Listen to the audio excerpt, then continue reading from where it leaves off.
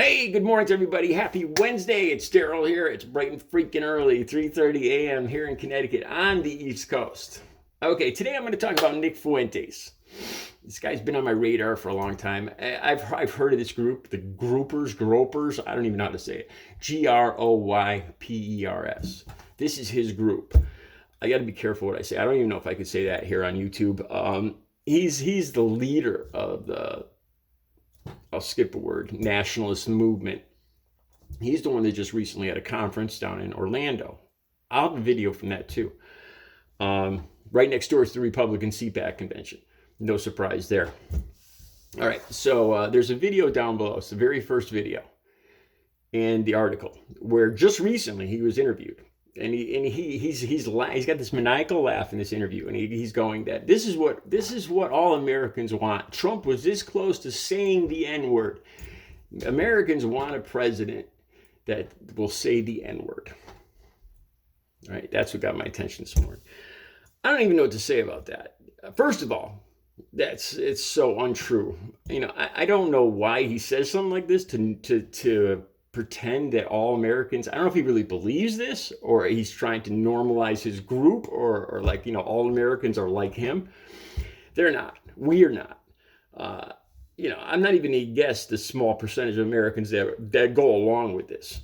I'm sure there's a lot of Americans, most Americans don't use that word because it has so much bile and hatred in it and it's past. Most Trump supporters I know don't like that word, will not use that word. Granted, I live up in the north. I don't know how it is in the rest of the country. Most Trump supporters I know profess not to be racist. Oh, I got a black friend. I'm not racist. Or I don't mind gay people as long as they don't shove it in my face. I just heard this again a day or two ago. When they say they don't mind gay people, except when they shove it in their face. That means they don't mind gay people as long as gay people hide it and pretend to be white, straight, Christian, Protestant Americans. Then they're fine with it. But as long as they don't admit that they're gay or want every rights just like everybody else, then they're fine with it. That's what they mean when they say shove it in their face. As a matter of fact, I'll put another video down below.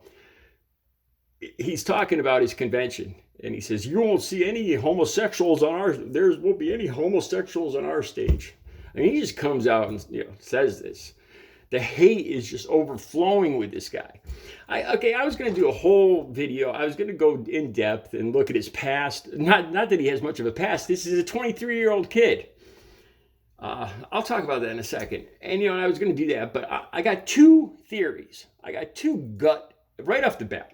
I got two gut theories. And I kind of ignored it at first. And I was going to do a whole thing about him, where I got some facts and, the N-word and all this other stuff. No, I'm just going to go with my gut in this video. My two gut reasons why this guy is like he is and people like him.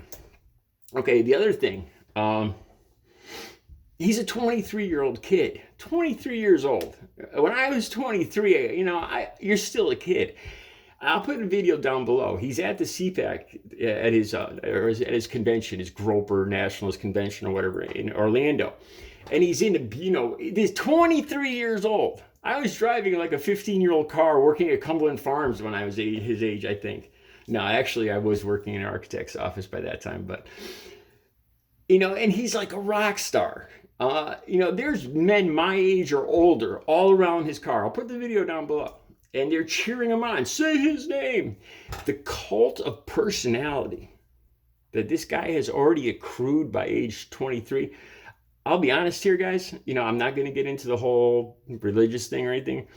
But the term Antichrist comes to mind when I see somebody that's accrued that much cult of personality. That's the only way I could describe it. He's like a junior Trump, a scary junior mega Trump. That's the only way I can think to describe him. It's scary. All right. And then there's another video where he's out in the desert or something. He's got two guns and he's just America first, hot. And he's got that maniacal laugh again. And he's just bam, bam, bam. And you could feel the hate seething off this guy.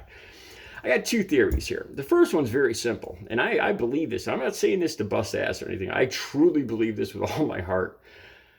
I believe that the reason this guy is so, like, and he's into misogyny too. His women should be subservient and quiet, and in the kitchen barefoot and not talk back and all that stuff. That's what he believes. I truly believe there's a reason for this. I believe that they have shortcomings below the waist. I'm not saying that as a joke. I'm not saying that just to hit on, to criticize them, it's not a joke. I truly believe this. I mean, it would account for this underlying hatred for women. Like, guys like him are worried that their women are going to laugh at him. Women are, he wants women to be scared of him. He wants power over women. That explains it, because he's lacking in other areas. Same thing with the racism. Let's be honest here. We've all heard this, man. We've all, I'm not going to get into whether it's true or not. I don't know. But we've all heard the thing about black men, right? They have big feet, right? We've all heard it.